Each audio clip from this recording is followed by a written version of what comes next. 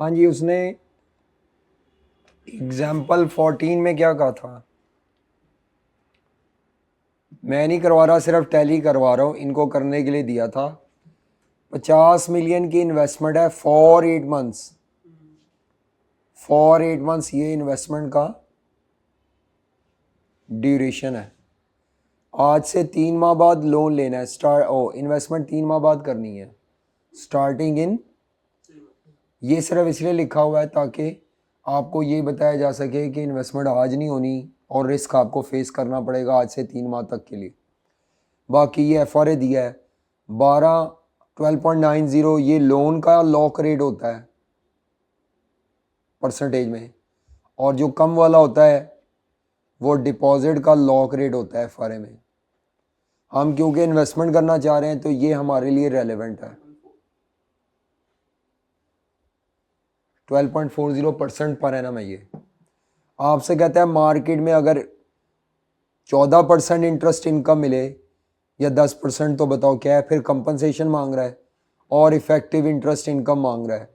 तो जो part A है उसका क्या जवाब है? मैं निकाल नहीं रहा, मैं सिर्फ डायरेक्ट जवाब मांग रहा हूँ, बता रहा हूँ जो उसने कहा है। एक्चुअल इंटरेस्ट इनकम निकालनी है तो कोई मसला नहीं, लोन की अमाउंट इनटू ये मार्केट रेट इनटू 8/12। तो मेरे पास जो जवाब आ रहा है वो आ रहा है 4, पहले केस में 4,666,667। चेक करो। ठीक है, मैंने वो सर टोटल वो बलून बना दिया ना 54, इसलिए आ रहा है। ये एक्चुअल मार्केट का इंटरेस्ट इनकम निकालनी है ना। ठीक है। अभी इसमें कंपनसेशन वगैरह कोई नहीं एडजस्ट की। नहीं, मुझे लगा शायद टोटल रिसीट ही निकाल देनी है। नहीं, उसने कहा सिर्फ मार्केट के रेट पे इंटरेस्ट इनकम निकाल दो। अगली दफ़ा 10% के हिसाब से। वो 3.333। हाँ, 3,333। उसने सवाल असल में नेट आउटकम को तोड़ के पूछा है बस, ठीक है। और कुछ नहीं है। आगे उसने क्या कंपनसेशन या सेटलमेंट बताओ। जी ओपन मार्केट में जब 14% इनकम आएगी तो आप कंपनसेशन पे करेंगे। जी पे करेंगे 0.533 या 533। कंपनसेशन अंडर FRA, इधर अमाउंट ऑफ कंपनसेशन मांगी है तो ये आप पे करेंगे। कितनी पेमेंट करेंगे? मेरे पास जो आंसर आ रहा है वो आ रहा है 5,33,333 की पेमेंट कंपनसेशन अंडर FRA। और क्योंकि 2% इंटरेस्ट इनकम ज़्यादा मिल रही है, 50 मिलियन इंटू दो नहीं सॉरी, 1.6 1.6। 1.6 इंटू 8/12, और कंपनसेशन रिसीवेबल है 8 लाख रुपए। कितनी है? 8 लाख अब उसने क्या पूछा है? टोटल। इफेक्टिव इंटरेस्ट इनकम का रेट निकाल दो। अब वो कैसे आएगा इफेक्टिव रेट? अमाउंट नहीं पूछी, रेट ही पूछा सिर्फ। जो भी अमाउंट पहले टोटल करके फिर हाँ, आगे चलो आपका।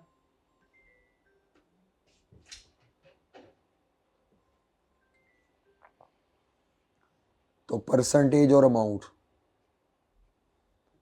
बी केस में भी परसेंटेज और, तो ऊपर वाले आंसर को बस कॉपी कर लें। एक्चुअल इंटरेस्ट इनकम 14% से मिली है और कंपनसेशन पे की है। कितनी पे की है? 1.60%।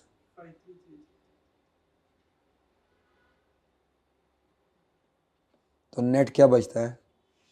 नेट बचता है 12.40। 4.4133। और ये अमाउंट क्या आती है? 41333। ये ये आपके केस में मेरा का 4 आ जाएगा क्योंकि ऊपर 6 7। ये चेक कर लेना। जी जी। इधर 10% इनकम है, और कंपनसेशन रिसीव होनी है 2.4%। वही बार बार इफेक्टिव रेट वही आएगा। ये भी 41333 ये एग्जाम्पल क्या बता रही है, मार्केट रेट जिधर मर्जी चला जाए, आपको 41333 हाँ आपकी इनकम कंफर्म है, कांस्टेंट है, रिस्क मैनेज हो गया ना। जी अनसर्टेनिटी को ख़त्म करना होता है, वो ख़त्म हो गई है। ज़्यादा इंटरेस्ट इनकम कमाना मकसद नहीं है, वो आ जाए तो अच्छा है, लेकिन इनकम लॉक हो गई। उसके लिए तो ऑप्शंस में जाएंगे ना, अगर हाँ। आपको ज्यादा कमाने का शौक। बिल्कुल 15%। ये 15वीं एग्जाम्पल जो है ये बोरोवर के लिए है। अब हमारी कंपनी बोरोवर के लिए 6 माह का लोन ड्यूरेशन है जी और ये लॉक रेट होगा। ओपन मार्केट में ये रेट्स हैं। कहता है इफेक्टिव इंटरेस्ट रेट निकाले, तो पहला स्टेप मैं नहीं कर रहा, लेकिन उसमें मैं बता दूं लॉक रेट कितना होगा एच कंस्ट्रक्शन में। 5.4 स्टेप 2 में कंपनसेशन कितनी लेंगे या देंगे। पहले केस में कंपनसेशन रेट्स को कंपेयर कर लो बस। 6.25% मार्केट रेट है और हमें देना लॉक था हमारा 5.40। हमें मार्केट में ज़्यादा देना पड़ा है, तो यहाँ कंपनसेशन हम ऊपर रिसीव करेंगे 0.85% रिसीव करेंगे।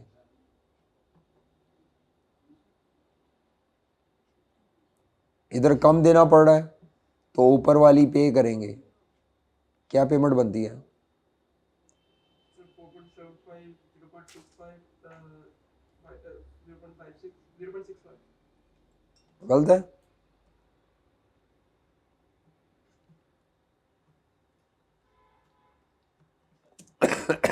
हाँ 0.65% पे करेंगे। आम सवाल में ये रेट से ही कंपनसेशन बता दें बस। स्टेप 2 में 3 में आके निकाल लें अमाउंट्स। इफेक्टिव इंटरेस्ट रेट, इधर अगर आप अमाउंट ना भी निकालें तो काम चल जाएगा, मैं निकालता होता हूँ क्योंकि उसने रेट पूछा है सिर्फ।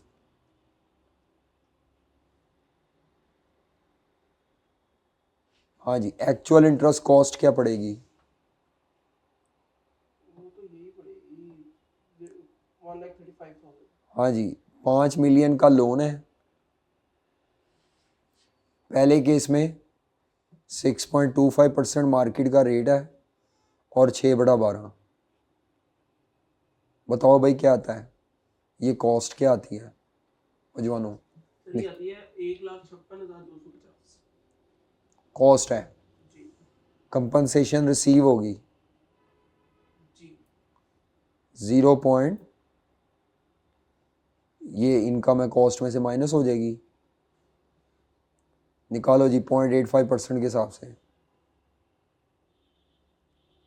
हाँ जी कंपनसेशन वही मैं सोच रहा था माइनस रिसीव होगी ना? जी हाँ जी आएगी 21,250 21, 250 तो माइनस करके आपकी पॉकेट पे जो कॉस्ट पड़ेगी वो बनेगी, ओ हाँ 5.40%।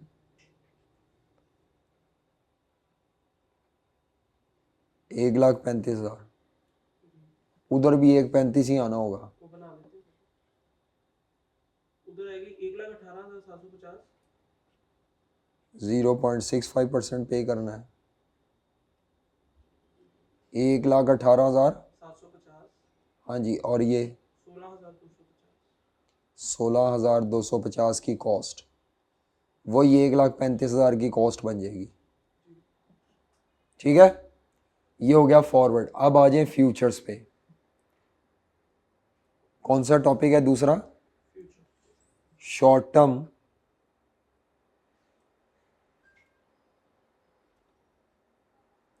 Interest rate futures.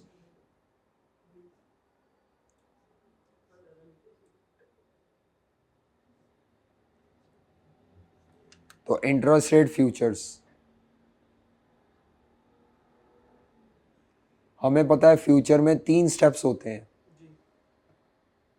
जी फ्यूचर्स में कितने स्टेप होते हैं? 3 एक आज होता है, पुट कॉल ऑप्शन सेलेक्ट करना पुट कॉल ऑप्शन में होता है, फ्यूचर में नहीं। इसमें बाय सेल होता है। फ्यूचर एक आज की डेट होती है, वहाँ पे होती थी ड्यू डेट ऑफ पेमेंट, यहाँ होगी डेट ऑफ इन्वेस्टमेंट। हम अपनी कंपनी को इन्वेस्टर की जगह पे ले रहे हैं, डेट ऑफ इन्वेस्टमेंट पे पोजीशन क्लोज करेंगे। लोन की वापसी डेट पे कोई कैलकुलेशन नहीं करनी, बस आपने आज ओपन पोजीशन और इधर क्या होगा, क्लोज पोजीशन। मैं डिपॉजिटर या इन्वेस्टर के लिए करा रहा हूँ, और डेट ऑफ इन्वेस्टमेंट पे नेट आउटकम क्या होगा? ये तो एफआरए की डिटो कॉपी बनेगा ना। पहली लाइन सेम होगी, कंपनसेशन की जगह गेन लॉस फ्यूचर मार्केट का लिख देंगे, बस नाम चेंज होगा, बाकी स्टेप्स अमाउंट भी यही आएगी। सारे मेथड में ये अमाउंट कॉमन है, एक मेथड से करके जो अमाउंट आएगी ना वही बाकियों में, और इसमें आते भी एक से ज़्यादा मेथड्स हैं। तो सबसे पहले हमने फ्यूचर की टाइप सेलेक्ट करनी होती है। क्या करनी होती है? फ्यूचर की टाइप और मैं डिपॉजिटर के लिए करा रहा हूँ, डिपॉजिटर या इन्वेस्टर। मैं किसके लिए करा रहा हूँ? डिपॉजिटर ये सेल करेगा जी, डिपॉजिटर, जिसको बायर ऑफ इन्वेस्टमेंट भी कहते हैं।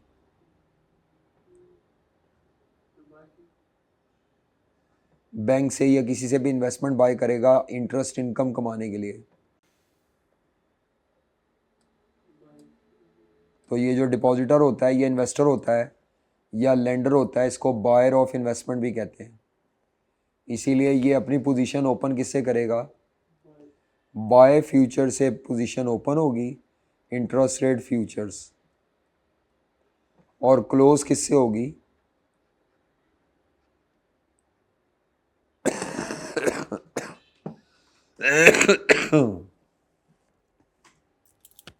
ठीक है। इसके बाद क्या लिखते होते हैं फ्यूचर में? Expiry date. वो ये जो आप क्लोज नहीं कर रहे होते जिस डेट, उससे इमीडिएटली नेक्स्ट डेट होती है। तो एक्सपायरी डेट कैसे लिखेंगे? 31 मार्च, जून या जो भी दी होंगी, immediately next to, immediately next to date of investment. जिस दिन आप इन्वेस्टमेंट कर रहे हैं उससे इमीडिएटली अगली डेट का फ्यूचर। मिसाल के तौर पर मैं 30 जून को इन्वेस्टमेंट करनी है, किस तारीख को? 30 जून वाला फ्यूचर। अगर मैंने 15 जुलाई को इन्वेस्टमेंट करनी है 30 सितंबर तो 30 सितंबर वाला फ्यूचर। जिस डेट को आप इन्वेस्टमेंट कर रहे हैं, हमारे लिए ये दो डेट्स बार बार इंपॉर्टेंट होगी। कौन सी दो डेट्स? डेट ऑफ इन्वेस्टमेंट आज और डेट ऑफ इन्वेस्टमेंट। वो वापसी की डेट नहीं इंपॉर्टेंट, ये डेट्स इंपॉर्टेंट है, क्योंकि इस डेट पे रेट लॉक हो जाता है तो रिस्क कवर हो गया। इससे आगे का रिस्क ऑलरेडी कवर्ड है या कवर्ड हो जाएगा जब रेट लॉक है, वो मसला है। और आज वाली इसलिए क्योंकि उससे डेट टाइमलाइन डिफाइन हो। जी, तो यहाँ पे क्या होगा? सेम वही आ जाएगी। इसके बाद इधर क्या आएगी? ओपनिंग फ्यूचर प्राइस, और इधर क्या आएगी? Closing future price. या तो ये दोनों गिवन होंगी, ये तो हमेशा ही गिवन होती है, ये गिवन भी हो सकती है, या इसको एस्टिमेट भी करना पड़ सकता है वो बेसिस वाले तरीके से, ठीक है बल्कि करना ही पड़ता है। दी नहीं होगी ज़्यादातर, शुरू में दी हुई है। समझ आ रही है? एक बात का मसला है, यहाँ पे जो फ्यूचर की प्राइस है ना, उसको एक्सप्रेस करने का तरीका ये है कि वो आपको फ्यूचर की प्राइस अगर दे दे ना 5%, क्या कह दे, तो आपने उसको 5% फॉर्म में एक्सप्रेस नहीं करना, बल्कि 100 माइनस रेट करके 95 एक्सप्रेस करना। रेट ऑफ इंटरेस्ट की फॉर्म में ये एक्सप्रेस नहीं होती। इंटरेस्ट का टॉपिक है ना, करेंसी फ्यूचर में करेंसी एक्सचेंज रेट की शक्ल में एक्सप्रेस होती है, कमोडिटी में प्राइस रुपए में होती है। यहाँ पे इंटरेस्ट रेट का टॉपिक है, तो फ्यूचर की प्राइस इंटरेस्ट रेट में एक्सप्रेस होनी चाहिए, लेकिन इसकी कन्वेंशन है कि 100 माइनस रेट करके अगर तुम्हारा फ्यूचर प्राइस आज 5% कह दे तो आपने 5 नहीं लिखना, 95 लिखना है, या कई दफ़ा वो लिख देता है 95,000, तो परेशान नहीं होना। 95,000 का मतलब ही 95 ही है। वो ऐसे तंग करने के लिए 95,000 लिख देगा, 95,100 लिख देगा। जब वो 95,100 लिख रहा है उसका मतलब भी 95 ही है, पॉइंट उसने छुपा गया। 100 माइनस रेट से ये एक्सप्रेस होती है। क्लोजिंग फ्यूचर प्राइस भी किस रेट से एक्सप्रेस होगी? आपने अगर वो कह दे जी इस तारीख को जब डेट ऑफ इन्वेस्टमेंट है तो काइबो रेट 8% या फ्यूचर प्राइस 8% रेट है, तो आपने 8 नहीं लिखना, 92 लिखना है। मेरी बात समझ आ रही है? आगे चलो। नंबर ऑफ ये चेंज है, नंबर ऑफ कॉन्ट्रैक्ट्स कैसे निकालने हैं, इन्वेस्टमेंट का सवाल है। इधर तो सेम ही कॉपी होने होंगे।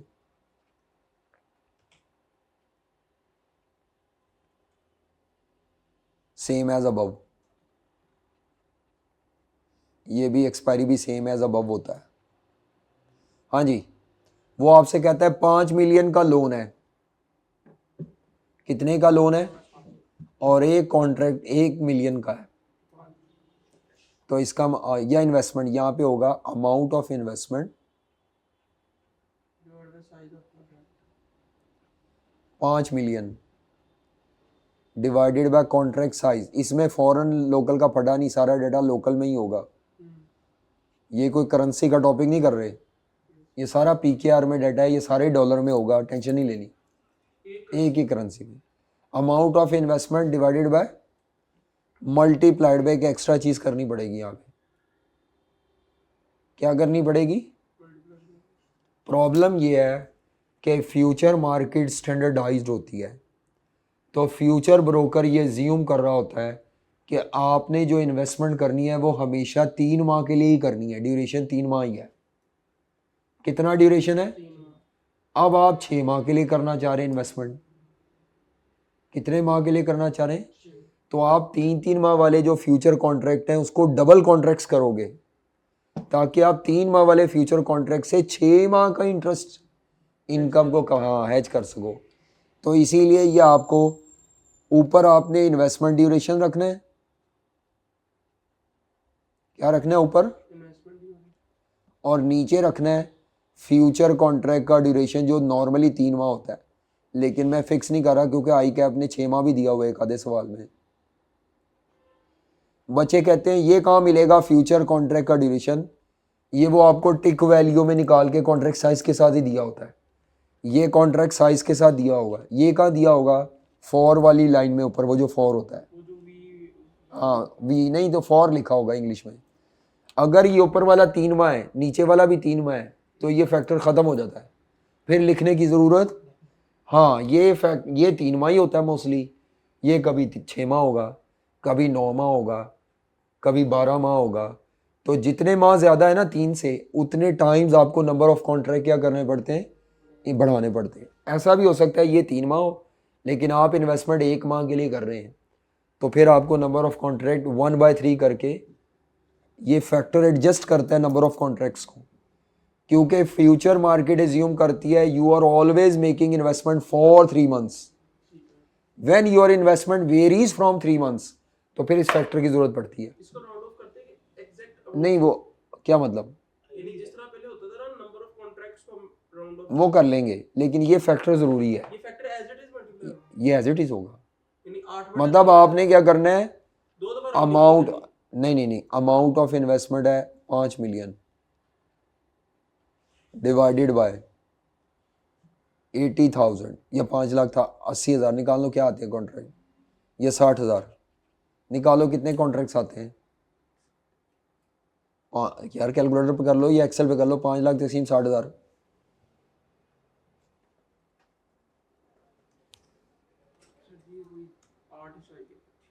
क्या आ रहा है? 8 इशारिया। 8 अभी जवाब नहीं लिखना, इस फैक्टर को भी पहले मल्टीप्लाई कर लो। ये 3 माह है मिसाल के तौर पर, और ये 6 माह है। 2 तो अब देखो 8 × 6/3, 16.67, बस इसको राउंड कर लें 17 कॉन्ट्रैक्ट। बस क्या ज़रूरत है उधर पंगा लेने की, पूरा जवाब निकाल के फिर राउंड करना है, ठीक है। और पता लग रहा है जी सर, ये फैक्टर कब नहीं आएगा, जब दोनों बराबर होंगे। दोनों कब बराबर होंगे, जब उसने कहा होगा कि आप 3 माह के लिए कॉन्ट्रैक्ट ड्यूरेशन है और इन्वेस्टमेंट भी फॉर कितने मंथ्स है। अगर ये बराबर ना हो, जो कि नहीं होगा ज़्यादातर, तो इस फैक्टर की ज़रूरत है। ये करेंसी में नहीं होता, क्योंकि करेंसी में मसला ये नहीं है कि लोन लेने के बाद वापस भी करना है ये इन्वेस्टमेंट, वहाँ तो सप्लायर को पेमेंट की काम ख़त्म। यहाँ पे जब इन्वेस्टमेंट कर रहे हैं तो उस इन्वेस्टमेंट की वापसी वाली डेट भी है और ड्यूरेशन है जिसका इंटरेस्ट इनकम निकालनी है, इस वजह से ये फैक्टर आएगा। तो सेम एज अब आगे, बस आगे क्या है, इधर और कुछ नहीं है। इधर क्या आएगा, इधर क्या आएगा भाईजान, टोटल। हाँ ये भी फर्क होगा। अब बताना ज़रा, पहले क्या फॉर्मूला होता था गेन लॉस का फ्यूचर में। Sell price minus buy price, बिल्कुल number of contracts into contract size. बिल्कुल वही फॉर्मूला। सेल फ्यूचर की प्राइस ये वाली होगी जो इधर लिखी थी, sell future price minus buy future की प्राइस इनटू क्या है, number of contracts into size of contract. Into contract size. एक एक्स्ट्रा चीज आ जाएगी, फ्यूचर कॉन्ट्रैक्ट का ड्यूरेशन। क्या लेना है, फ्यूचर कॉन्ट्रैक्ट का duration divided by 12। Future contract duration divided by, ये टाइम ऑफ पोर्शन करने के लिए है। अच्छा, साल का निकलेगा। वो साल का था ना, नहीं ये अब जितने टाइम का आप निकालना चाह रहे हैं वो नहीं, वो अगर उसको ना लेते अगर ये ना लें तो साल का निकल आएगा। अच्छा, अब मसला क्या होता है कि ये जो फ्यूचर प्राइस है ना, इसके अंदर छुपी होती है परसेंटेजेस। जब आप सेल में से बाय फ्यूचर प्राइस निकालते हैं तो ये आंसर आपने परसेंटेज में लिखना है, नहीं तो नंबर कट जाएंगे। मसलन 92 माइनस 91 करोगे तो आप 1 लिख देंगे तो गलत है, ये 1 नहीं आना, ये क्या कहलाएगा, 1%। 1% है ना इसके अंदर, समझ आ रही, यानी ये हुआ है 100 माइनस 8, ये हुआ है 100 माइनस, हमें ये देखना ही नहीं 8 है 9 है क्या है, खाली 8 9 देखेंगे तो गेन लॉस उल्ट पुल्ट निकलेगा। इसीलिए इसको इस फॉर्मेट में कन्वर्ट कर लेते हैं ताकि गेन लॉस देखना आसान हो जाए। मेरी बात समझ आ रही है। तो एक्चुअली इसमें गेन आ रहा है 1% का। अगर आप 8 और 9 देखेंगे तो शायद आपको गेन लॉस उल्टा पुल्टा गेन लॉस लगे, समझ नहीं आएगी। मेरी बात समझ आई है। करेंसी में ऐसा नहीं था, वहाँ पे सेल फ्यूचर प्राइस में से जब बाय माइनस करते हैं तो रेट ही था। इधर जब माइनस करोगे तो जो जवाब आएगा वो किस में एक्सप्रेस होगा, परसेंटेज में। नहीं बात समझ आई।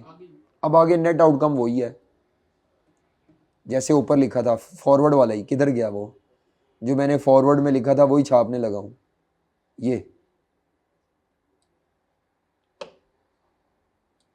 ये लिखेंगे बस। चेंज कहाँ पे आएगा, ये जिसको मैंने कंपनसेशन लिखा है ना, हाँ ये ऊपर से ही अमाउंट निकाल के इसको गेन या लॉस ऑफ फ्यूचर मार्केट कह देंगे। ये क्या है, उसने मिक्स कर दिया नेट आउटकम। ये मैंने यहाँ से उठाना है और ये यहाँ तक। इस पूरे टॉपिक में फॉरवर्ड हो, फ्यूचर हो, ऑप्शन हो, ये जो पहली लाइन है ना, ये रकम कॉमन होगी सारे मेथड्स में।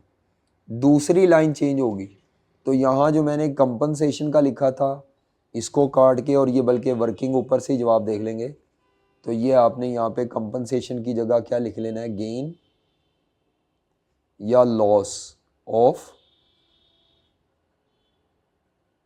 Future market. फिलहाल अभी मैं ये रकमे रुकमे नहीं लिख रहा, ये तो वहाँ ऊपर लिखी थी, मैं बस परसेंट बता रहा हूँ आपको कि ये परसेंटेज का कॉलम होगा, ये रुपीस का है, इनकम है गेन है तो ऐड हो जाएगा, लॉस है तो क्या कर देंगे, माइनस। और ठीक है, कर लोगे। ये किसके लिए फ्यूचर कॉन्ट्रैक्ट था, अगर आपकी कंपनी डिपॉजिटर है। अगर आपकी कंपनी बोरोवर है फिर सिर्फ ये रेट उल्टा होगा, बाय की जगह सेल से और सेल की जगह क्या आ जाएगा, बाय फ्यूचर, क्योंकि मैंने कहा था जब कंपनी बोरोअर है तो मैं उसको सेलर ऑफ लोन इंस्ट्रूमेंट भी कहता हूँ।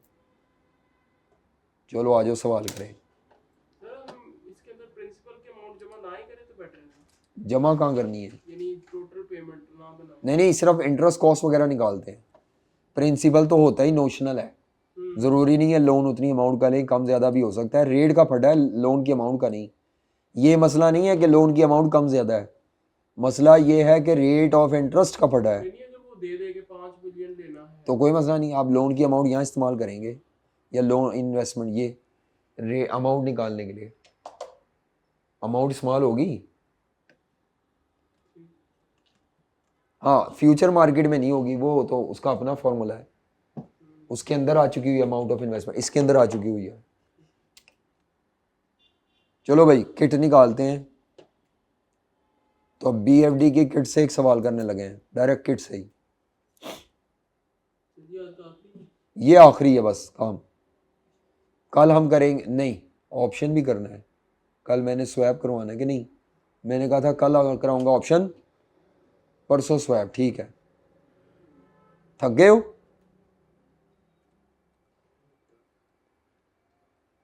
ये सवाल मैंने आपको कहा था कर लेना, पता नहीं आप लोगों ने करेंसी में ये किया कि नहीं। जी कर दिया। अल्फा ऑटोमोबाइल बड़ा अच्छा सवाल है, सारे मेथड थे इसमें, फॉरवर्ड फ्यू, ये करेंसी का था, ये मैंने CNG किट वाला कहा था। कल चेक होगा, कल चेक होगा, कल कमांडो एक्शन है।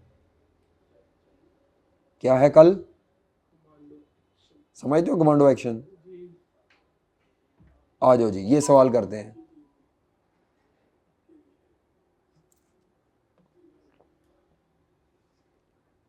ये अच्छा बड़ा अच्छा सवाल है, लेकिन नामुकम्मल दिया हुआ है, ICCA का है।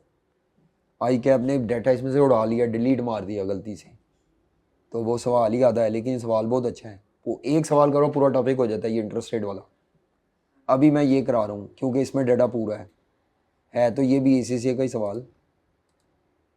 सवाल पढ़ के अभी आपको पता चल जाएगा।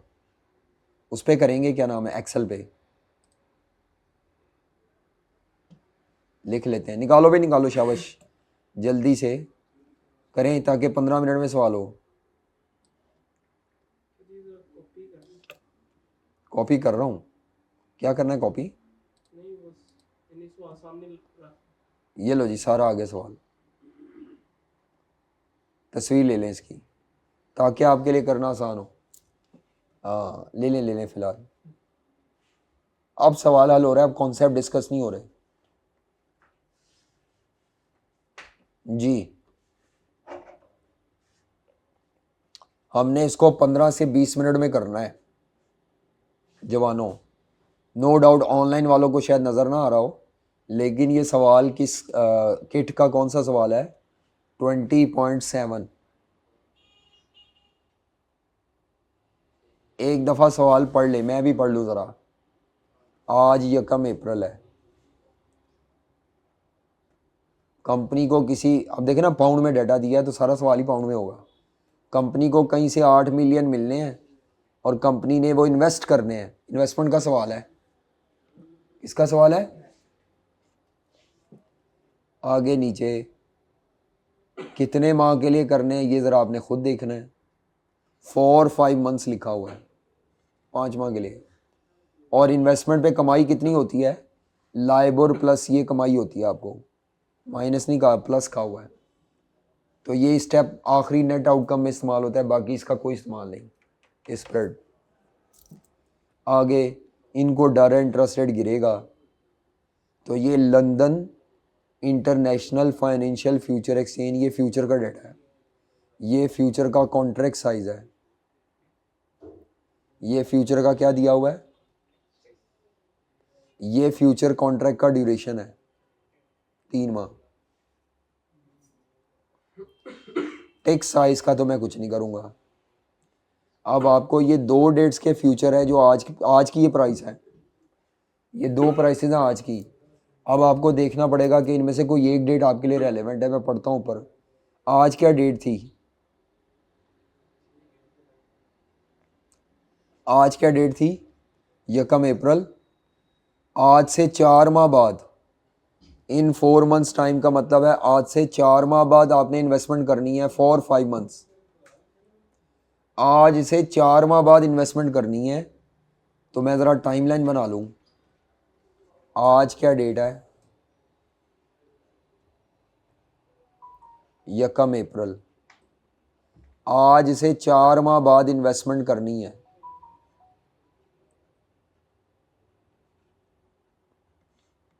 तो 1 अप्रैल से 4 माह आगे जाओ ज़रा, क्या बनता है? 1 मई, 1 जून, 1 जुलाई, 1 अगस्त। ये क्या लिखा हुआ है? 4 माह बाद करनी है। सवाल की पहले पैराग्राफ की पहली लाइन में इन 4 मंथ्स टाइम लिखा हुआ है, शायद ये लिखा हुआ। आज अप्रैल है, कंपनी को रिसीव होगा इन 4 मंथ्स टाइम, और इन्वेस्ट कितने अरसे के लिए करना है? For 5 months. ठीक है, नीचे भी जाके फॉर 5 मंथ्स लिखा हुआ है एक जगह। तो इन 4 मंथ्स टाइम आपके पास पैसे आएंगे और आप इन्वेस्ट कर देंगे। फॉर 5 मंथ्स का मतलब है ये 9 मंथ्स होगा, इन्वेस्टमेंट कैश में हो जाएगी। तो इन्वेस्टमेंट का ड्यूरेशन कितने माह है? Investment duration. और ठीक है, पता लग रहा है। अब मुझे ये बताओ हम किस डेट का फ्यूचर सेलेक्ट करेंगे? क्योंकि 1 अगस्त को आपने इन्वेस्टमेंट करनी है, तो 1 अगस्त से इमीडिएटली अगली डेट मुझे नहीं पता, वो उसने जो डेट्स दी हुई है मुझे क्या पता कौन। सितंबर और दिसंबर 2 डेट्स हैं, तो आपने 1 अगस्त को इन्वेस्टमेंट करनी है, डेट ऑफ इन्वेस्टमेंट से फ़ौरन बाद।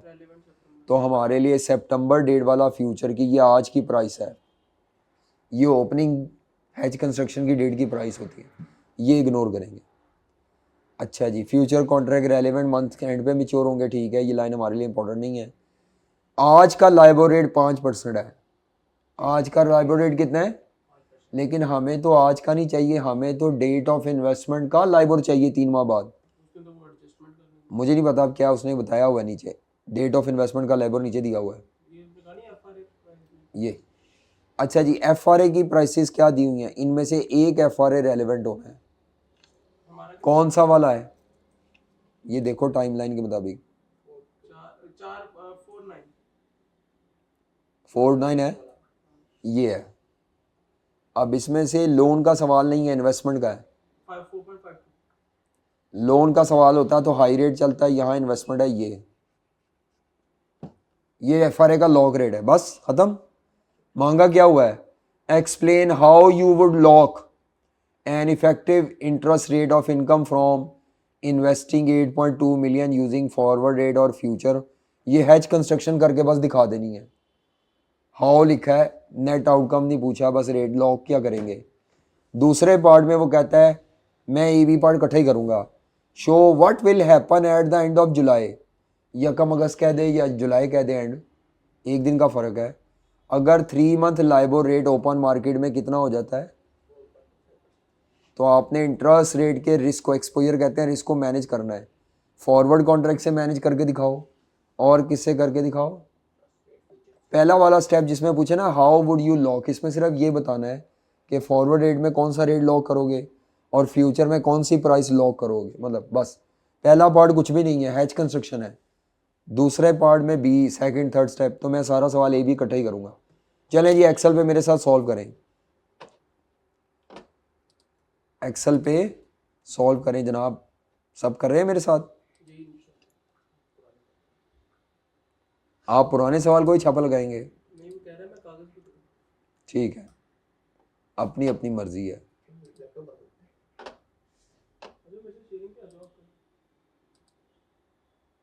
मेरा एक्सेल, ये ले जी, एक्सेल आ गया।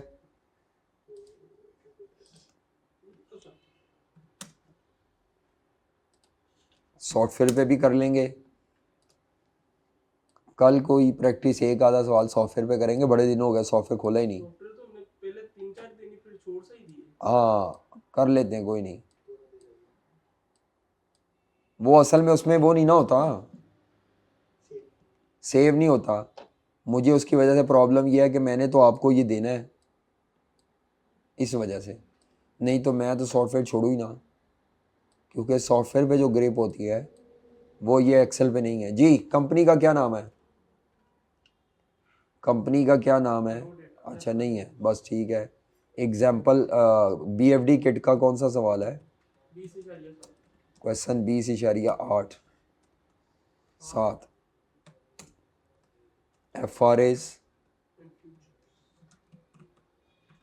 चलो, तो सबसे पहले हमने इंटरेस्ट रेट फ्यूचर करना, ओ फॉरवर्ड रेट एग्रीमेंट करना है, FRA करना है।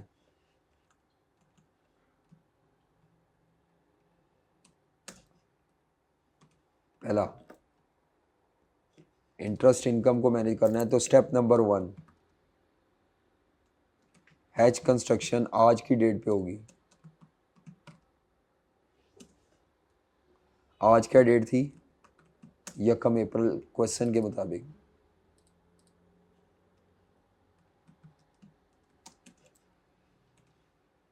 हाँ जी, कंपनी क्या करेगी? कंपनी विल सेलेक्ट कौन सा? 4 to 9 FRA to lock interest income rate of, हाँ जी कितना रेट लॉक करेगी? 4.5। 4.52%। लो जी, बस ये इतना सही था। आगे चलें। रेट लिखना काम होता है बस इसके पहले स्टेप में। दूसरा स्टेप है डेट ऑफ इन्वेस्टमेंट। या 31 जुलाई लिख लें या 1 अगस्त लिख लें, एक ही बात है। तो स्टेप 2 में क्या करते हैं? कंपनसेशन निकालते हैं, या क्लोज द FRA कह दो। मतलब कंपनसेशन निकाले। तो हमारा लॉक्ड लाइबोर या काइबोर क्या था? लॉक्ड लाइबोर क्या था? 4.52%। ये इनकम का रेट था लॉक।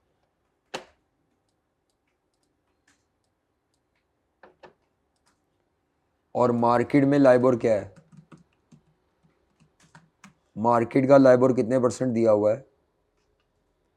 आज का नहीं देखना, उस दिन का देखना है, या कम या जुलाई एंड पे 4.25%। बताओ भाई, कंपनसेशन रिसीव होगी या पे होगी?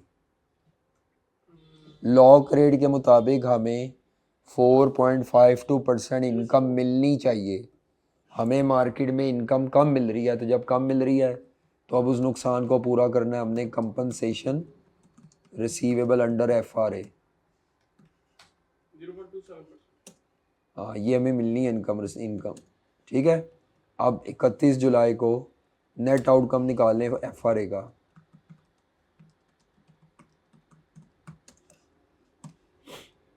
अमाउंट हमने कितनी इन्वेस्टमेंट की थी? अमाउंट थी 8.2 मिलियन। अच्छा, पाउंड में दी हुई अमाउंट्स, चलो कोई नहीं।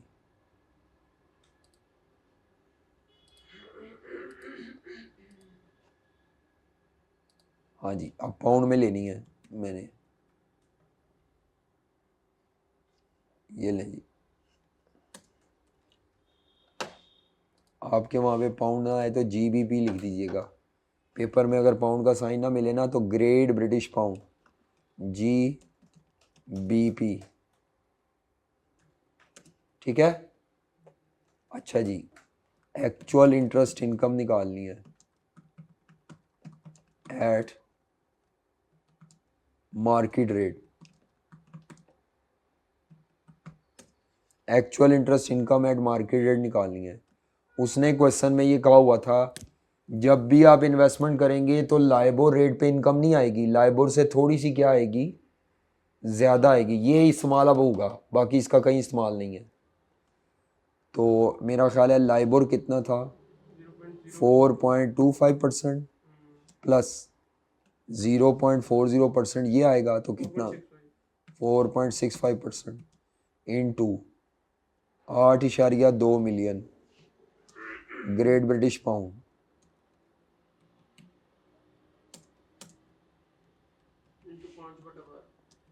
5/12। 5/12। 5 माह के लिए कर रहे हैं, 4 भी 9 था।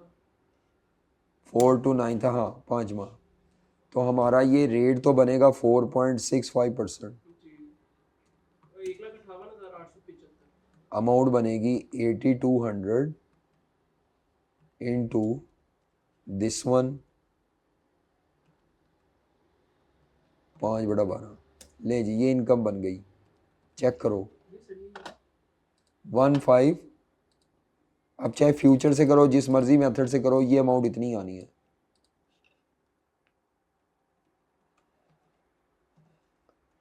आगे चलें, कंपनसेशन कितनी रिसीव करनी है? हाँ जी, एफआरए में कंपनसेशन कितनी रिसीव करनी है? एक चीज में हमने उसमें भी नीचे वाले में 0.4 क्यों नहीं ऐड किया? किसमें? जब हमने इन दोनों का आपस में कंपेयर किया। बेटा फ्लक्चुएशन लाइबोर की है ना, तो लाइबोर को लाइबोर से कंपेयर करेंगे। अगर आपने 0.4 लेना है, फिर इसमें भी जमा करो, इसमें भी जमा करो, हाँ तो वो अच्छा ठीक है, फिर वो ज़रूरत नहीं है। बात तो एक ही। 0.40 अगर जमा करना है, फिर असल इंटरेस्ट रेट बनाना है, तो लॉक में भी जमा करो और इसमें भी करो। ठीक है ओके। इसीलिए बेहतर है यहीं पे ले लेते होते हैं ये ऊपर में। कंपनसेशन कितनी आएगी जनाब? कंपनसेशन, तो कंपनसेशन आएगी जो आपको मिलनी है, वो पॉइंट कितनी थी? 27। 0.27% इंटू ये, तो निकालें जी।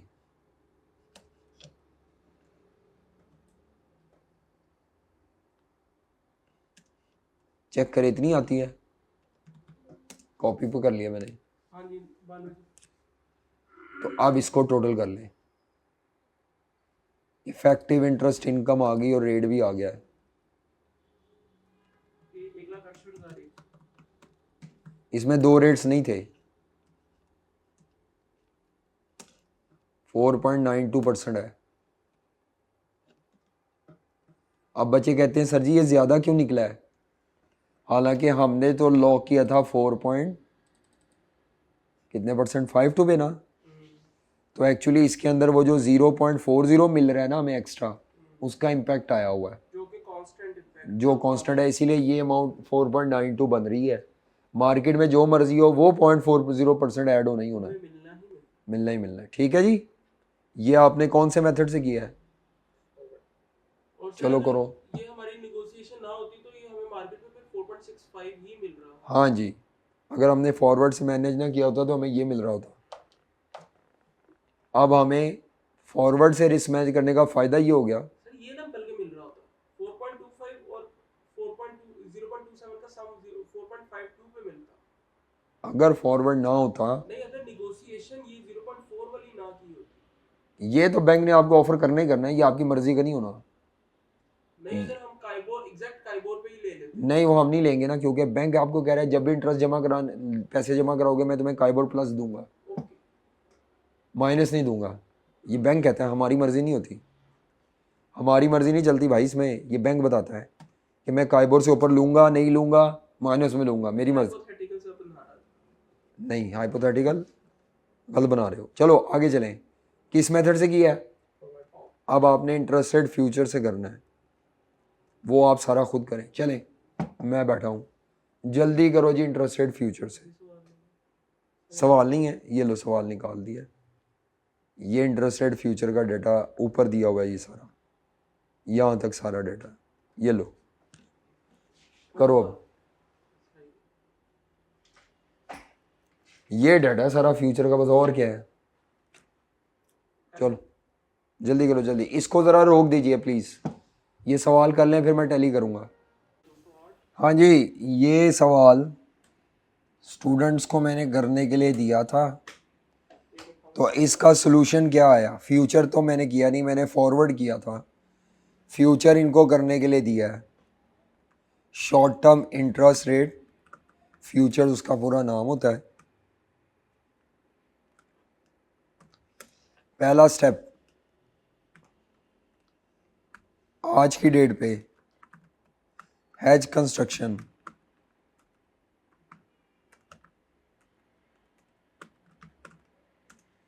आज की डेट पे हेज कंस्ट्रक्शन जी। टाइप में हमारी कंपनी क्योंकि इन्वेस्टर की पोजीशन पे है, तो इन्वेस्टर का मतलब है seller, oh sorry buyer of investment, तो आप बाय इंटरेस्ट रेट फ्यूचर से पोजीशन ओपन करेंगे और सेल फ्यूचर से क्लोज करेंगे।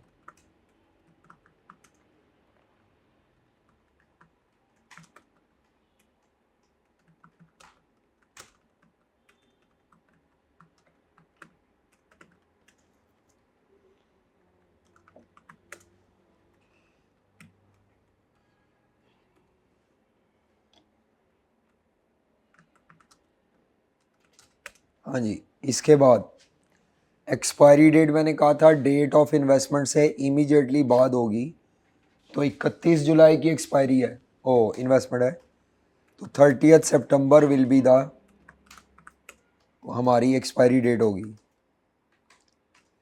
एक्सपायरी डेट के हिसाब से फ्यूचर उठाना है, तो ये आज के 30 सितंबर को एक्सपायर होने वाले फ्यूचर की आज की प्राइस है। ये दिसंबर में एक्सपायर होने वाले 31 दिसंबर में एक्सपायर होने वाले फ्यूचर की आज की प्राइस है।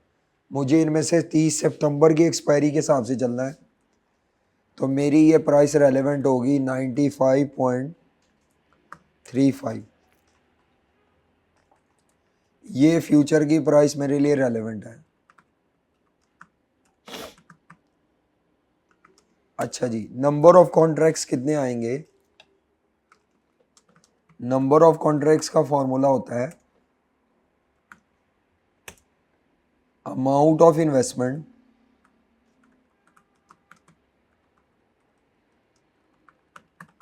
Divided by contract size multiplied by investment duration for 5 months 3 months जितना का हो, डिवाइडेड बाय फ्यूचर कॉन्ट्रैक्ट का ड्यूरेशन, ये फ्यूचर वाली लाइन में दिया होगा।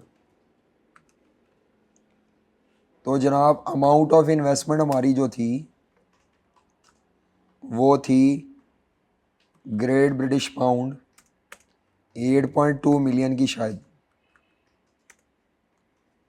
कितने मिलियन की, और कॉन्ट्रैक्ट साइज कितना दिया हुआ था 5 लाख पाउंड।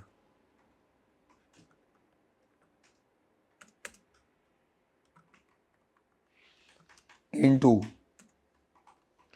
इन्वेस्टमेंट ड्यूरेशन कहाँ पे होता है? ये ऊपर वाली लाइन में होता है जहाँ पे ये लिखा होता है for 5 months, for 5 months, for वाली लाइन 5 मंथ्स। और फ्यूचर कॉन्ट्रैक्ट ड्यूरेशन कहाँ होता है? ये फ्यूचर के पैराग्राफ में होगा, कॉन्ट्रैक्ट साइज के साथ लिखा होता है, ये है, ये लिखा होगा, ना लिखा हो तो 3 माह अज्यूम कर लेना।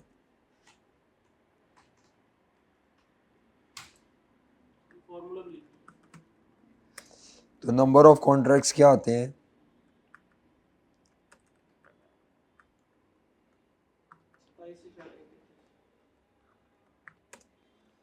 27.33, तकरीबन 27 कॉन्ट्रैक्ट हो गए। ठीक है जी। अच्छा जी, क्लोजिंग फ्यूचर प्राइस जानवी शरीफ ये 31 जुलाई की फ्यूचर प्राइस यहाँ पे देनी चाहिए थी। ये तो ओपन मार्केट का काइबोर लाइबोर है, फ्यूचर प्राइस इसके अलावा होनी चाहिए थी, वो नहीं दी हुई तो एस्टिमेट होगी। जिसने इसको ले लिया फ्यूचर प्राइस के तौर पे वो गलत है, ये तो लाइबोर है मार्केट का। तो भाई क्लोजिंग फ्यूचर प्राइस को एस्टिमेट करना था, ये एस्टिमेट होनी थी बाय यूजिंग आउटस्टैंडिंग बेसिस, ये तो करना पड़ेगा। अगर आपने एस्टिमेट ना किया तो गलत हो जाएगा। तो नंबर ऑफ कॉन्ट्रैक्ट तो 27 है, क्लोजिंग फ्यूचर प्राइस की वर्किंग होगी, जब तक वो वर्किंग नहीं होती अब गेन लॉस नहीं आ सकता। अब वो कैसे वर्किंग करते थे वो हमें दोबारा रिवाइज करनी पड़ेगी, वो तो आई एक आधी दफ़ा थी सिर्फ। यदि फ्यूचर का जो रेट? बस अब बाकी कल कल करेंगे मुकम्मल, जल्दबाजी नहीं करनी, तसल्ली से करेंगे। इस पे आके मैंने छोड़ देना था इसीलिए ताकि आप धोखा ना खा जाएं। जहां ओपन मार्केट का स्पॉट रेट दिया होता है ना, ये स्पॉट रेट है ड्यू डेट का, उसके साथ फ्यूचर प्राइस भी देना मस्ट है। करेंसी के कई सवालों में दी हुई थी। अगर फ्यूचर प्राइस ना दी हो तो आउटस्टैंडिंग बेसिस से एस्टिमेट करेंगे, ये नहीं लेनी आपने, ठीक है। तो फ्यूचर प्राइस में मैंने क्या लिखा था, लेक्चर नहीं ना नोट किया आपने, मैंने लिखा था फ्यूचर प्राइस या तो गिवन होगी या एस्टिमेट। गिवन होगी तो रेट की शक्ल में ही दी होगी, वो 4.25 फ्यूचर प्राइस नहीं थी, वो ओपन मार्केट का था, वो फ्यूचर प्राइस के नाम से लिखी होगी, तो ये एस्टिमेट होना था। चलो नेक्स्ट टाइम अब ये मुकम्मल करेंगे और साथ ऑप्शन करेंगे। ऑप्शन में भी सिर्फ 10 मिनट लगने, मैंने चेंज बतानी है, यही सारा सोल्यूशन है छापा, क्योंकि वो भी नॉन डिलीवरेबल है इंटरेस्ट रेट का ऑप्शन, ठीक है। कल हमारी प्रैक्टिस डे है और मैं वो सवाल कराऊंगा जिसमें FRA भी है, फ्यूचर भी, ऑप्शन भी, तीनों है। तो आपका ये टॉपिक कल ही मुकम्मल हो जाएगा, फिर परसों करेंगे स्वैप्स सैटरडे को, ठीक है। ओके जी, अल्लाह हाफिज़।